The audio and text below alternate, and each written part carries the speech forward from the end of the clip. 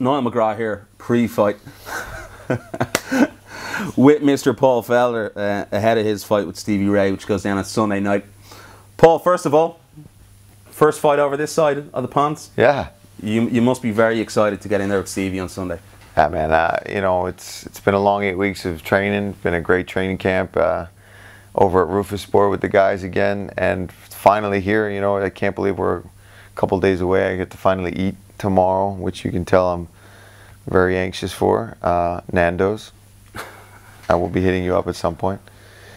So yeah, man. I think everybody knows what to expect. We're two guys that are gonna throw down. He's a good fighter. I have nothing but respect for him. But I'm gonna try to, get that W as quickly as I can on Sunday night. Paul, it's obviously been a difficult, number of months for you. Your father's passed away during the fight camp. Obviously you've commuted to Milwaukee. You're still living in the gym. Yeah. How's everything been in the build up to this fight? It's good. In regards to my father, he and you know this, he was sick for a while. He had pancreatic cancer, which is unfortunately a cancer that very, very, very, very few people ever recover from. So it was kind of something that we had been preparing ourselves for a long time. And when it went downhill, it was right when I had kind of signed the contract for the fight, but I was still about 10 weeks out when he went really south. And so it was kind of, I was saying in another interview that it wasn't that it was good timing, but it was almost like him finally saying, okay, like, I'm done doing this, I'm suffering. And once he passed, it was like, all right, now I can focus. He's with me. He'll be there. I don't have to sit and watch him. That week was one of the worst weeks of my life, sitting there watching, watch him just fade away. But he was cremated, and I got some of his ashes in here. So for the first time, really, he'll actually be right there with us on the walk to the octagon on Sunday. My brother will be in my corner for the first time because of that, just as a, not even as a coach. He's really just there to be there and as a reminder to me of my dad. So it was tough, but then I went and got in my cave at Rufus Sport, and I focused. I trained probably harder and smarter than any other fight. So I'm completely healthy, no injuries. Sparring was great. I've got my boy Craig and Duke with me, so we're ready to go. People are going to, something like that, obviously a tragic event like that, a bereavement in the family, upstairs in your mind, have you had to channel the emotions a little bit differently than possibly before? Yeah, I mean, it's my dad died, so it's normally you'd take some time. I'd be going out with friends and hanging out with Christine and the baby back home and thinking about it, spending time with my brother. But instead, I kind of channeled it into training and keeping this on me all the time. And I found his funeral card the other day when I was paying for my last bit of dinner the other night. So I've kind of taken what normally would probably make me upset or emotional, and just when I'm getting tired during a sparring session or pad session, or I've been, this week cutting all the weight and still having to do workouts, wanting to just lay down, it's like I just think about him, and I think about all the suffering that he went through towards the end of that battle with cancer. So that's what I'm going to try to be thinking about the whole rest of this week, especially tonight as we do the final water cut. So yeah, it's kind of had to put it into motivation as opposed to being upset. And that doesn't, what does that do? Being upset's only going to make me feel good, like, oh, I'm sad my dad passed, but I'll do this for him instead, and this will help my family and everybody kind of get over it. Have you had time to mourn as well? Obviously, you said you've been very busy, things like that. Do you see that as, maybe a plus, that, it's something you can do maybe after the fight ends? Yeah. I know you're quite busy again next week with the new Dana White Contender Series, yeah, but maybe a little bit down the line, you'll have time to fully maybe let out your emotions.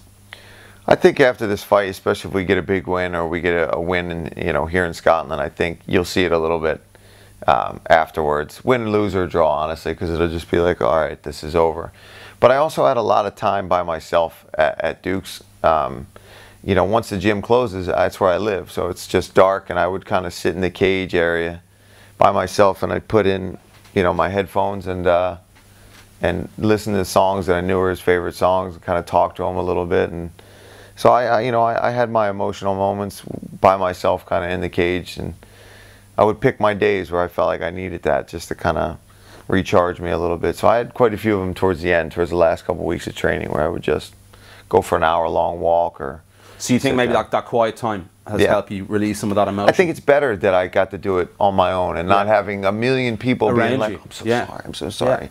I got that. We got the support when we had his funeral, or his service, because there was no actual burial or anything like that. So yeah, I think it was better that way, that I got to, the family came to the service. I got to see everybody. I had my last little hurrah at his wake, and we drank a bunch of beers and got to talk about, his life. And then I took him with me, and, he's here in Scotland. He's going to be in Vegas. He's going to be everywhere I go now. So it's cool that, I never knew about these kind of things. So I know he's always with me anyway, but this just kind of is a physical reminder of like, all right, we got this, let's do this, you know what I mean? So Paul, you just mentioned there that you've been living in Rufus Sport, and I don't think a lot of people realise before the Alessandro Ricci fight, you were also living in the gym in Rufus Sport. Is it something that, you feel as though you have that little bit of time to think, as you said, that you can piece everything together, be on your own, and strategically think about the way you're going to go out and perform? Yeah, for me, I'm a guy that, is a creature of habit. I do the same things every day through training. And I think being by myself, being away from everybody, just getting into my routine, and I get to train my ass off, more importantly. When I was on the East Coast, it's not that I didn't have good training partners. It's not that there wasn't good coaches. Daniel Gracie, Nick Catone, Ricardo Almeida, these guys are great coaches. My boy Aaron Meisner. I have nothing against any of them. But I had to go from this gym to that gym to that gym to this gym, up to Brick, New Jersey, up to, Robbinsville, New Jersey, and I was just in the car. And some guys, that's okay. For me, it was killing me. And also being at home and being with the family, you get soft a little bit, man. So being in that gym in the basement, just cooking the bare minimum of what I had on a hot plate and just by myself really makes me focus. And training with a guy like Duke, he works on my basics and also is good at channeling what makes me who I am and still making me a better martial artist. He's not like chopping my balls off and trying to make me super fancy like some other guys. He's making me the best version of me, which is aggressive and, gets angry and does that, but does it with technique and finesse, which is what I like about it. What have been the major differences? We obviously saw that fantastic elbow and the inside elbow you threw against Alessandro Ricci, which ultimately ended the fight. Has it just been literal fine, intricate details that Duke has worked on? Yeah, and I finally got a coach that's willing and able to stop me right in the middle of something, fix it, and a guy that's got so much fight experience himself coming from behind it, you know what I mean? He knows these things because he's done it. He's cornered guys. He's been there with Showtime Pettis. He's been to championship fights. He's been there with Tyron Woodley. He knows all this stuff. So we also I drill a lot more. I used to just do a lot of sparring, great workouts, but I wasn't doing my repetitions of things that will make me better eventually. I wasn't doing as much heavy bag work. We do heavy bag work and pad work every night at 7 o'clock. That's the way we end our day every day. So we have our pro practices, our strength and conditioning, our jiu-jitsu, and then bag and pad work every night.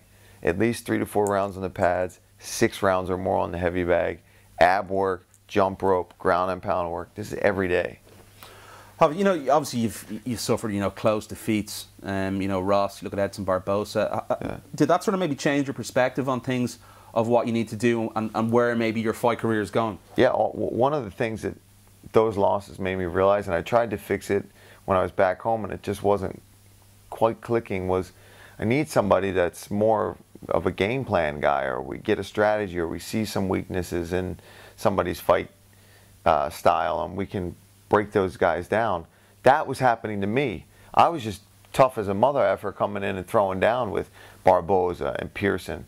And they were like, well, I'm not going to stand in front of this guy. And I'm thinking, oh, that's what they're going to do, because they've done it in other fights. But they game planned. And I got outpointed, or I got, with Ronaldo, I got cut. I mean, that one you can't really do anything about. That happens. But I needed to fine-tune my approach to fighting and have a guy kind of obsessed with fighting like Duke is, and Coach Cush too. I want to give a shout out to him, and Daniel Vandelay, my jiu-jitsu guy back home, back in Milwaukee.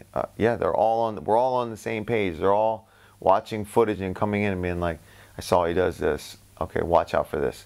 I know he says he wants to stand and do this, but I think he's going to do this. So we're ready for everything. Is that something, obviously, I know, I think a lot of people are, Stevie, they look at him and they think of a striker. But if we go back a little bit further, he's a jiu-jitsu guy, he likes to take the fight. Is that something you feel, because of your diverse striking skill set, that he's going to want to take that fight to the ground? Any fight I ever come into, just knowing who I am and knowing that I train now with a camp like Rufus Sport and Duke, who's synonymous with striking, I always am going to assume that at some point anybody I face is going to try to take it to the ground. So that was definitely a big part of the game plan for this fight, was lots of jiu-jitsu, lots of escapes, and lots of takedown defense. When does it sink in, Paul? Obviously, we're 48 hours removed from the fight. When does the flick switch? Is it after the weigh-ins tomorrow morning? Not even then. Yeah, I'll weigh in. The ceremonial weigh-in, when we face off, we'll get it again. The other day when we did our open media thing, the face-off there starts getting real, but you're still a little dehydrated, a little tired, so it's not as... So tomorrow night and then the morning of the fight. So, because weigh-in night, you're out, you're with your team, you're eating, you're drinking again, you feel really good, you celebrate it a little bit. It's your first battle. Basically, you just got paid the first half of your check. Yeah, it's good. But then you wake up and it's like, you go to breakfast and it's just time's clicking by now. Then it's like, you'll see me become a kind of a different person, and my mindset kind of changes. And I usually do a little workout in the morning with the team just to break that first sweat, and that's when it's like, all right, let's fucking go. What's it been like? Obviously, Anthony Pettis is up there. I know you've worked with Anthony a little bit. Had a great win last weekend. Yeah. You've Gerald Merchant obviously coming off a defeat. A very, very tough guy. Really good on the deck. Has that brought a new level to your game as well? Oh, absolutely. I worked a lot with Gerald. Big guy for me, you know what I mean? And on top of that, he's very skilled, and it's, a loss is a loss. He'll live and learn from that. He's a stud, man. He'll bounce back from that one, no problem. Yeah, and just Anthony, obviously a great training partner, but not necessarily a southpaw. So we work together, just kind of having fun with each other and playing with each other a little bit. This guy Jordan out at Milwaukee, really just scrappy southpaw guy out there, good pro. Obviously my buddy Craig, who's a southpaw with phenomenal wrestling.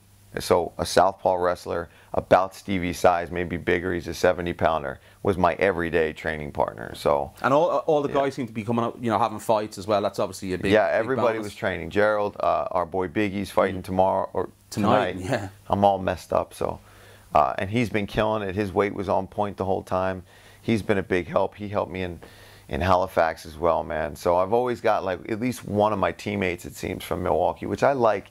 You got Duke. He's the master. It suits you though. You're as you said, you're an aggressive fighter. Yeah. And once obviously you're all fighting at the same time, it's going to bring out a bit more of the dog in you, so to speak. And everybody, since everybody had fights, man, the training level for the last month or so has been super high.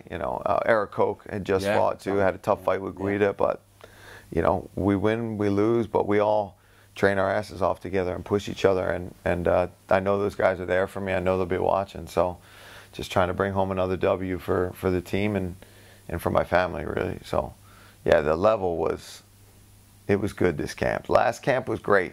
This one was definitely a level up, which is good. It was my second one, because if I had come in on this camp, I'd have been like, holy shit, these guys are good, I'm getting worked. This time I was like on top of my game, and I knew what I was getting into with the sparring over at Rufus Sport.